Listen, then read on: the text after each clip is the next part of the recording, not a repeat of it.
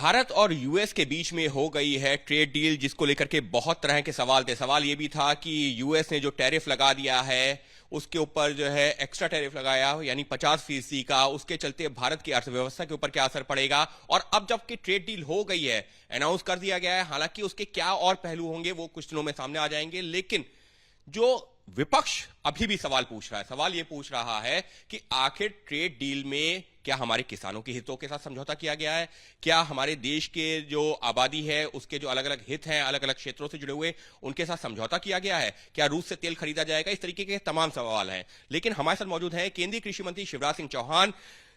शिवराज जी का इस वक्त जो है हमारे साथ में आना अपने आप में एक महत्वपूर्ण इस वजह से हो जाता है। सर, आपने भी देखा कि विपक्ष लगातार यही कह रहा है ट्रेड डील तो कर ली।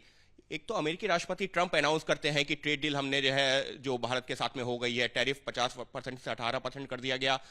हमारी तरफ से ये ऐलान क्यों नहीं होता? इस तरीके के सवाल उन्होंने उठाने शुरू किए। भारत के वाणिज्य मंत्री आदरणीय पीयूष गोयल जी ने संसद में अपने वक्तव्य में सब स्पष्ट कर दिया है कि इस ट्रेड डील में भारत का कृषि क्षेत्र, भारत के किसान और उनके हित पूरी तरह से सुरक्षित हैं। अब मेरे लिए कष्टकारक यह है कि वाणिज्य मंत्री को बोलने नहीं दिया जा रहा। परसों ने बोलने की कोशिश की, नहीं बोलने दिया गया।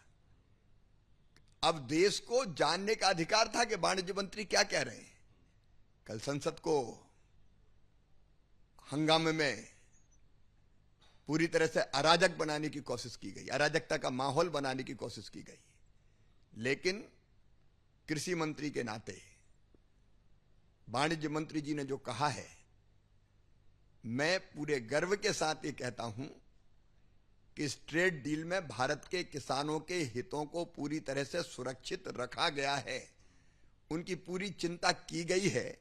ये ट्रेड डील डिप्लोमेसी, डेवलपमेंट और डिग्निटी का एक अनुपम उदाहरण है, अनुपम उदाहरण। प्रधानमंत्री जी के प्रभाव के कारण एक ऐसी डील जो सर्वथा भारत के हित में है और आत्मनिर्भर और विकसित भारत के निर्माण में महत्वपूर्ण भूमिका का निर्वाह करेगी, ऐसी ट्रेड डील की गई है। और किसानों के हितों को सुरक्षित रखने के लिए मैं प्रधानमंत्री जी को हृदय से धन्यवाद देता हूं। उन्होंने पहले ही कह दिया था कि भारत के किसानों के हित सुरक्षित रहेंगे और इसलिए किसानों को कोई चिंता करने की जरूरत नहीं है, ये उनके हित में है। लेकिन सर, विपक्ष की तरफ से लगातार आपने भी देखा संसद में गतिरोध इस मुद्दे पे भी बना हुआ, हालांकि और भी मुद्दे हैं।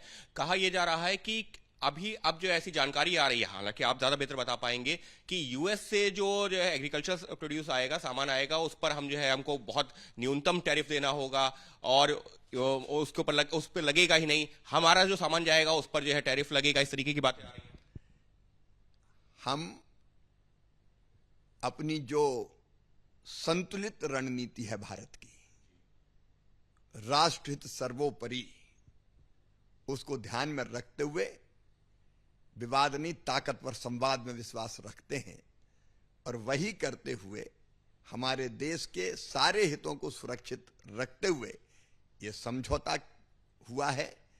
भारत के किसानों के जितने प्रमुख अनाज हैं सब सुरक्षित है। हमारे अनाज हो, हमारे डेयरी उत्पाद हो, हमारा मिलेट्स हो, हमारे प्रमुख फल हो, सब पूरी तरह से सुरक्षित है। कोई उनके लिए बाजार नहीं खोला जा रहा है। उल्टे टैरिफ कम होने से हमारे चावल जैसे उत्पाद को, उनके निर्यात में बहुत हमको मदद मिलेगी। पिछले बार भी 63,000 करोड़ का चावल हमने एक्सपोर्ट किया था। हमारे बासमती की सुगंध यूएस से लेके और बाकी देशों में फैलेगी। हमारे टेक्सटाइल सेक्टर में निर्यात तेजी से बढ़ेगा तो कपास उत्पादक किसानों को उसका फायदा होगा, मसाला उत्पादक किसानों को फायदा होगा।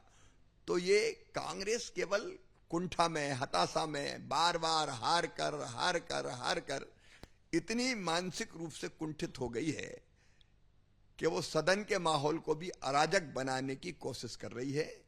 झूठ की मशीन बन गई है कांग्रेस, भ्रम का बाजार है, अफवाहें फैलाने का काम कर रहे हैं। ये कुंठित मानसिकता के लोग ही इस तरह का व्यवहार करते हैं। सारी चीजें सामने आ रही है।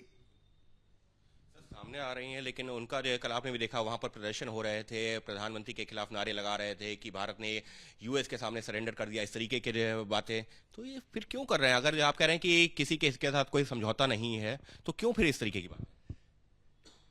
एक तरफ मेरे मन में कांग्रेस की स्थिति देख के यह भाव भी पैदा होता है कि कहां थी कांग्रेस, आज कहां पहुंच गई।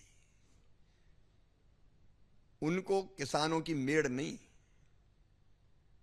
सत्ता की सीढ़ी केवल दिखाई देती है। मैदान में वो जीत नहीं पाते, प्रधानमंत्री जी की लोकप्रियता का मुकाबला कोई कर नहीं पाते, और इसलिए संसद में गली के गुंडों जैसा व्यवहार किया जा रहा है। प्रधानमंत्री जी के खिलाफ जिन शब्दों का इस्तेमाल वो कर रहे हैं, प्रधानमंत्री देश का सम्मान है, हमारे गर्व और गौरव है। उनके बारे में जिस तरह की बातें की जा रही है, ये गरिमा को, प्रधानमंत्री पद की गरिमा के साथ खिलवाड़ है। और जब जब उन्होंने प्रधानमंत्री जी का अपमान किया है, जनता ने उनको सबक सिखाया है। संसद में आप बोलने नहीं देंगे, संसद में आप सत्ता पक्ष की बेंचों की तरफ अराजक होकर बढ़ेंगे, और संसद की सीढ़ियों पर बैठकर आप छिछोरी बातें करते रहेंगे लगातार। राहुल गांधी ने कल जो किया, जैसे जो कमेंट करते हैं, मैंने तो गली के गुंडों को ऐसे कमेंट करते हुए एक दूसरे के खिलाफ देखता है, ये इधर आ, ये उधर जा, ये गद्दार। ये भाषा है क्या? ये प्रमुख विपक्षी दल की भाषा है? ये नेता प्रतिपक्ष की भाषा है? ये तो मानसिक दिवालियापन का प्रतीक है, और सारा देश देख रहा है। इसके लिए कभी माफ नहीं करेगा कांग्रेस को। राहुल गांधी तो लगातार यही कह रहे हैं। इनफैक्ट जो है कल जो प्रधानमंत्री का जो बीएससी में तय हुआ था, कल प्रधानमंत्री को सदन में बोलना था, लेकिन इतना हंगामा होता रहा, प्रधानमंत्री जो जब नहीं पहुंचे तो उस पर भी उनका ये कहना था कि देखिए प्रधानमंत्री डर गए हैं, इस तरीके के शब्दों का बाहर इस्तेमाल किया है। इस तरह की भाषा मैं बचकानी नहीं कहूंगा, ये दिमागी दिवालियापन का प्रतीक है।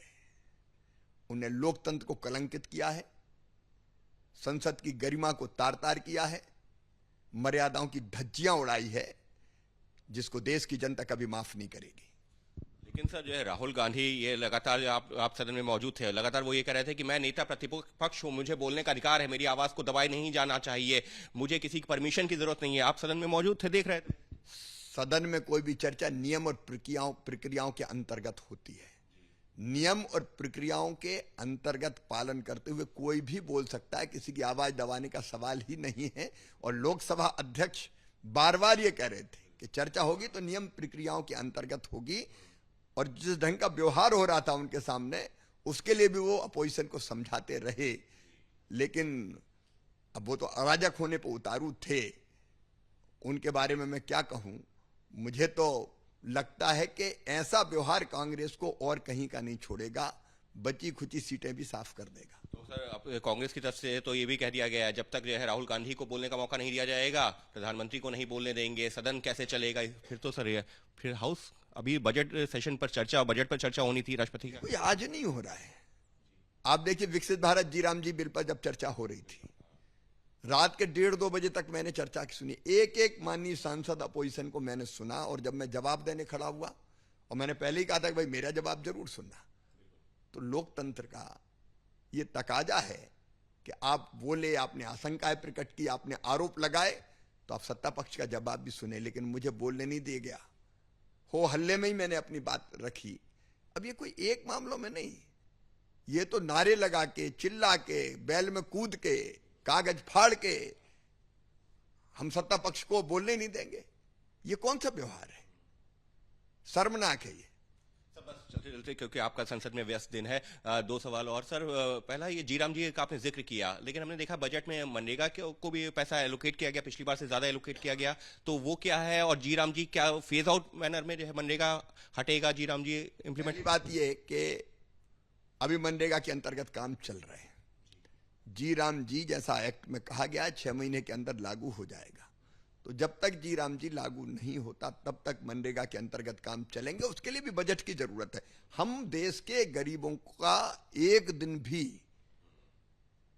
भी खराब नहीं होने देंगे कि एक दिन मनरेगा बंद हो गई, अब जी राम जी में 2 दिन की देर है इसलिए 2 दिन काम नहीं मिलेगा। 125 दिन मतलब 125 दिन, तो एक दिन भी किसी मजदूर की जिंदगी में ऐसा ना आए कि उसको काम ना मिले। इसके लिए मनरेगा में पर्याप्त प्रावधान किया है और ये फेजेज में नहीं, विकसित भारत जी राम जी पूरे देश में एक साथ लागू होगा, तब तक के लिए मनरेगा चल रही है। सर एक आखिरी सवाल फिर जो है, क्योंकि अब हम उसी अपने मेन मुद्दे पर वापस आ रहे हैं, ट्रेड डील में हमारे देश के किसानों का या किसी भी वर्ग का कोई नुकसान नहीं है, फिर चाहे वो कृषि हो, खाद्य हो, डेयरी हो या अन्य जो है टेक्सटाइल सेक्टर या कहीं पर भी। भारत के किसानों के हित पूरी तरह सुरक्षित। भारत के किसानों के हित पूरी तरह सुरक्षित। नेता प्रतिपक्ष राहुल गांधी ने जिस तरीके के शब्दों का इस्तेमाल किया है उस पर गंभीर सवाल उठाते हुए केंद्रीय कृषि मंत्री शिवराज सिंह चौहान।